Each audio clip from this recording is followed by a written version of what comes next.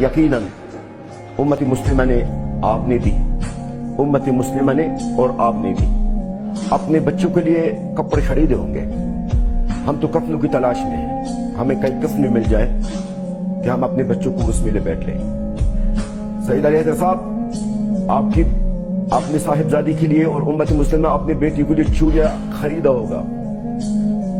हमें अपने बच्चों की लाशें नहीं मिल रही है, इनके हाथ नजर नहीं आ रही वहां पे। या अल्लाह, या अल्लाह। ने कितनी गहरी बात कर दी है जलाल साहब कि आज लोग चूड़ियां खरीदने जा रहे होंगे अपनी बेटियों के लिए, लेकिन गजा का बाप शायद वो किसी मलबे तले अपनी बेटी का हाथ ढूंढ रहा होगा कि जिसमें उसने चूड़ी पहनानी थी। आज बच्चों को नए कपड़े दिला दिए हमने, गजा की मां अपनी औलाद के लिए कफन ढूंढ रही होगी। अफसोस है, अफसोस है। जी सर। आप यकीनन आपके घर में और उम्मत मुस्लिमा के घरों में इस वक्त बड़े मजेदार किस्म की मशरूबात और खाने बनाया जा रहा है। मेरे आवाम, मेरे बहन भाई भूख प्यासे हैं, समंदर के पानी पी रहे इस वक्त वो। या अल्लाह, या अल्लाह, या अल्लाह। मैं मुझे पता नहीं, ये जो आपके आंसू हैं जलाल साहब, ये गजा का एक एक बच्चा ऐसे ही रो रहा होगा।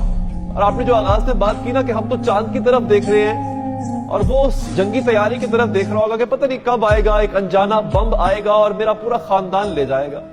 ये रात मैं अपनी मां की आगोश में सो पाऊंगी या नहीं सो पाऊंगी। एक मां सोच रही होगी, क्या आज रात मेरी आगोश से मेरा नन्हा छीन तो नहीं लिया जाएगा। ये गजा के हर एक शख्स की दास्तान है और मैं हैरान हूं कि हम ईद कैसे मना लेंगे। दिल खत्म हो गया। आप लोग मना ले ईद, उम्मत मुस्लिम भले बेशक वो उनको गजा के अवाम की तरफ से ईद मुबारक है उम्मत मुस्लिमा के लिए, लेकिन हमें कोई मुबारक ना दिया जाए। हमारा ये ईद खूनी ईद है। हमारे बच्चे, हमारा घर बार सब कुछ उजड़ चुका है। सईद अली हैदर साहब, मैं सहाफ़ी की हैसियत से हाजिर हुआ, लेकिन प्रोफेशनल के हिसाब से मैं कर नहीं पा रहा हूं।